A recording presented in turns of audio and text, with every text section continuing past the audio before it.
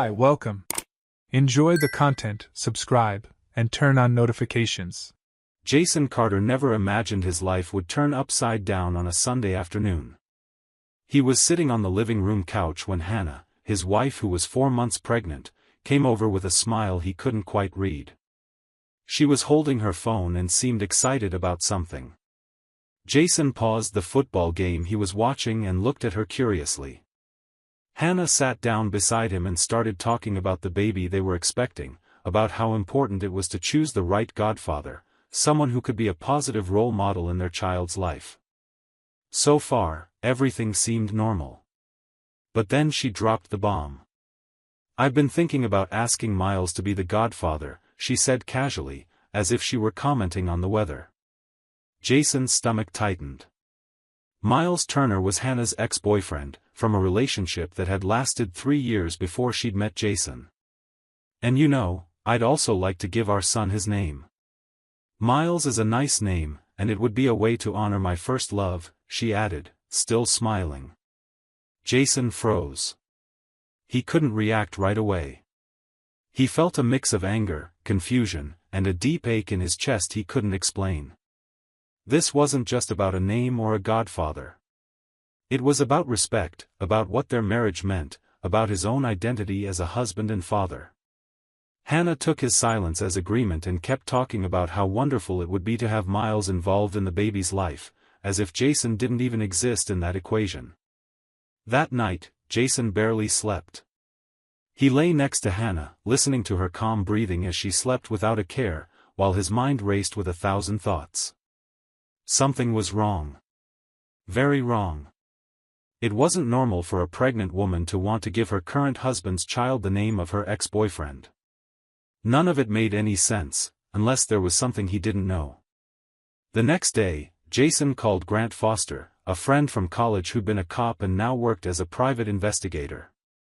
Grant answered on the second ring and immediately sensed from Jason's voice that something serious was going on. They arranged to meet at a quiet cafe downtown. When Jason told him the whole story, Grant fell silent for a few seconds before speaking. "Look, I hope I'm wrong, but this smells like betrayal."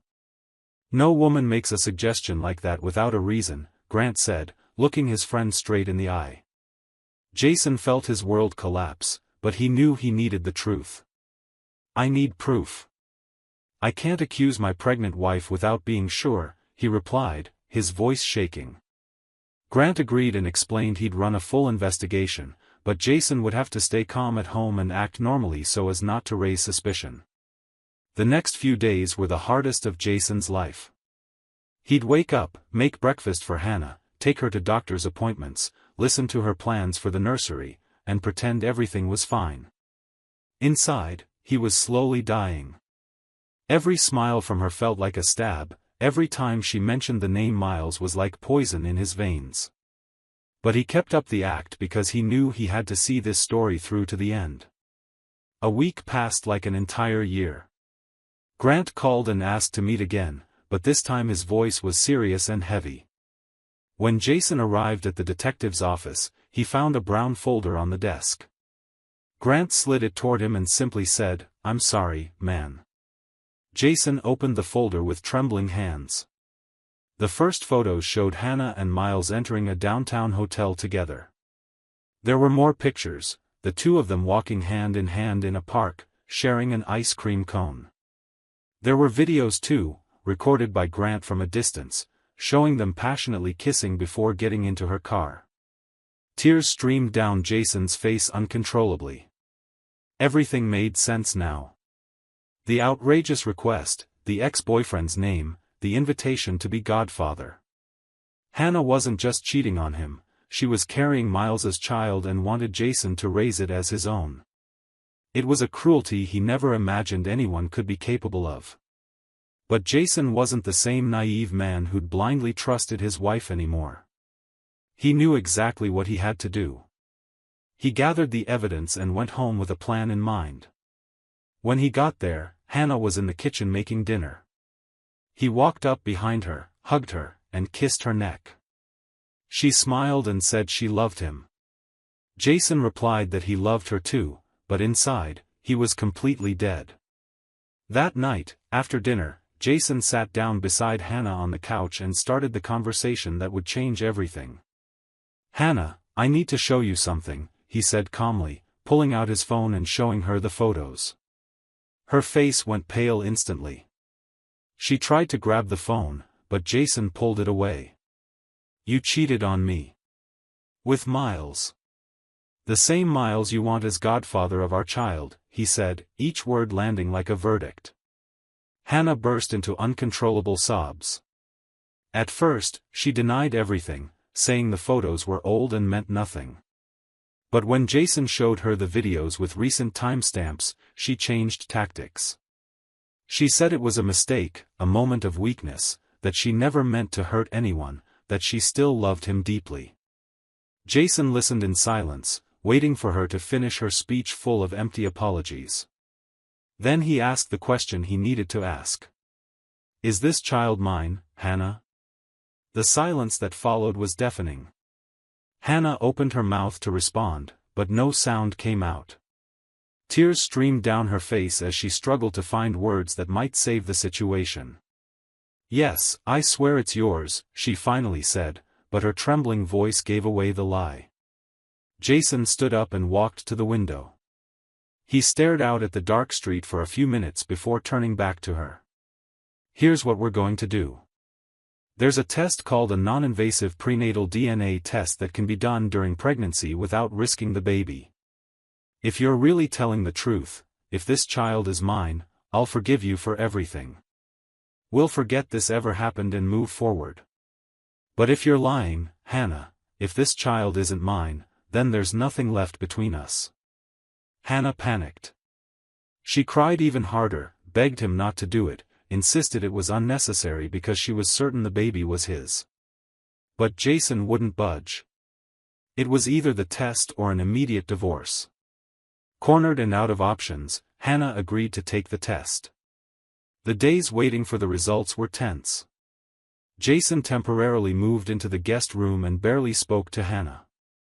She tried to get close, cooked his favorite meals, left sweet notes, but he was immune to any show of affection.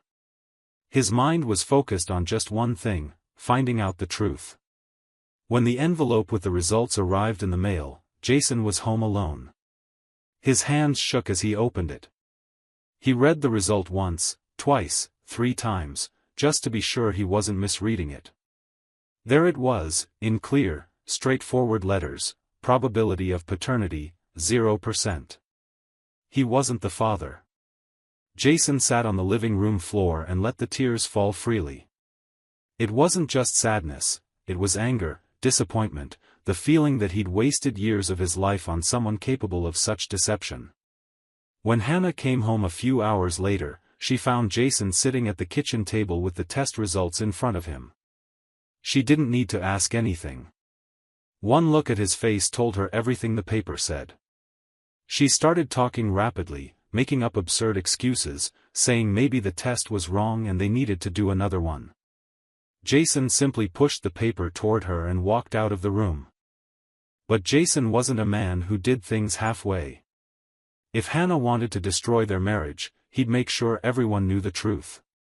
He scanned the photos, the videos, and the DNA results and prepared a message.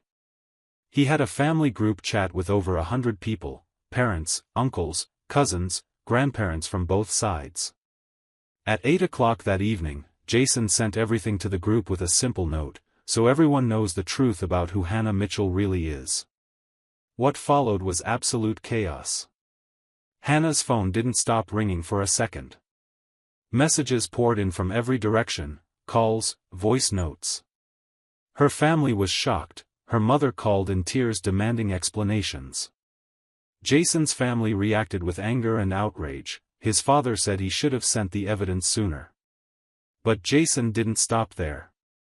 He searched social media and discovered that Miles was married.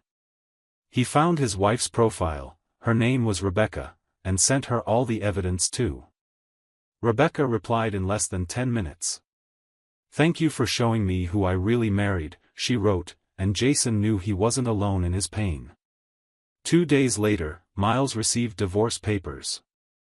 Rebecca didn't want to hear excuses, apologies, or second chances. She simply ended the marriage and moved on. Desperate and scared by the situation, Miles tried calling Hannah repeatedly, but she wouldn't answer. He showed up at the house she and Jason shared, but Jason met him at the door. The two men stared at each other for a few seconds before Jason spoke. "The child is yours. Hannah is 4 months pregnant with your baby. Now you're going to take responsibility." Miles turned pale. He tried to deny it, saying he couldn't be sure and needed tests. Jason tossed a copy of the DNA results at his chest. "It's not mine. And you two were meeting right around the time of conception. Do the math." Miles picked up the paper from the ground and walked away without another word. In the weeks that followed, Miles tried to convince Hannah to start a relationship. After all, she was carrying his child, he'd just gotten divorced because of her. It seemed logical to try building something together. But Hannah flatly refused. She didn't want Miles, she wanted Jason. She wanted the comfortable life she'd had with him, the nice house, financial stability, the respect of their community. Miles had none of that to offer. Miles, however, didn't run from his responsibility. Even though he wasn't in a relationship with Hannah, he said he'd take on fatherhood. He attended some medical appointments and made it clear he'd be present in the child's life. It wasn't what he'd planned for his future, but it was the right thing to do. Meanwhile, Jason was packing his bags. He couldn't live in that town anymore, where everyone knew the story, where people looked at him with pity, where every street corner held a memory of Hannah. He secured a transfer to a branch office in another city, over 500 miles away. He sold the house, divided their assets as his divorce lawyer directed, loaded his things into his car, and drove away. The new city was smaller and quieter. Jason rented a simple apartment and started over from scratch. In the first few months, he woke up every night with nightmares about Hannah and Miles. He'd toss and turn for hours, replaying every detail of the betrayal, every lie, every moment when he should have seen the signs. But slowly, with therapy and physical and emotional distance, Jason began to heal. He met new people at work, formed genuine friendships, and returned to hobbies he'd abandoned during his marriage. He started running every morning, learned to cook new dishes, and adopted a dog who accompanied him on walks through the city parks. Life was beginning again, slowly, but it was happening. A year after everything went down, Jason was at a local coffee shop when he got a message from an unknown number. It was Rebecca, Miles's ex-wife. She was passing through town for work and asked if he'd like to grab coffee.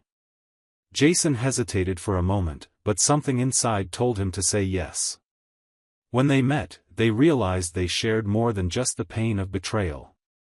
They talked for hours about their experiences, how they'd handled everything, and the challenges of rebuilding their lives after something like that. There was a genuine connection between them, a kind of understanding only someone who'd been through something similar could offer. They started talking regularly, first through texts, then video calls. Rebecca traveled a lot for work, and whenever she passed through Jason's city, they'd meet up. It wasn't romance, at least not at first. It was friendship, companionship, someone who understood exactly what the other had been through without needing explanations. Months went by, and that friendship deepened into something more. Neither of them was looking for love, both were too cautious after everything they'd been through. But love has a funny way of showing up when you least expect it. On a rainy night, when Rebecca was back in town, they finally admitted what they felt for each other. Their relationship grew in a healthy, respectful way. There were no lies, no secrets. Both had learned the hard way the value of honesty and transparency. Jason discovered it was possible to trust again, that not everyone was like Hannah. Rebecca realized she deserved to be truly loved, not just when it was convenient. Hannah, according to rumors that reached Jason through mutual acquaintances, was raising the child alone.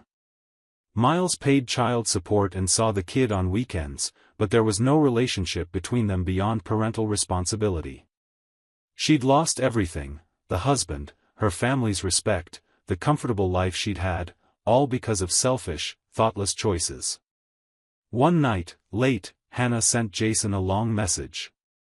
She begged for forgiveness, said she'd been the biggest fool in the world, that she'd lost the best man she'd ever known. Jason read the message, sighed deeply, and blocked her number. There was nothing left to say. Forgiveness didn't mean going back, and he'd learned that some bridges, once burned, shouldn't be rebuilt. The lesson Jason took from that painful experience wasn't about betrayal or lies, it was about his own worth. He learned he deserved to be truly loved, without games or manipulation. He learned it was possible to trust again, but that it also took courage to investigate when something didn't feel right. He learned that exposing the truth, no matter how painful, was better than living a lie. And most importantly, he learned that starting over wasn't a sign of weakness, it was a sign of strength. Because only the strong can leave an entire life behind and build something new from the ground up, carrying their scars but refusing to let them define who they are. Thank you for watching the video. If you enjoyed it, don't forget to subscribe to the channel and turn on notifications so you won't miss any updates. See you next time.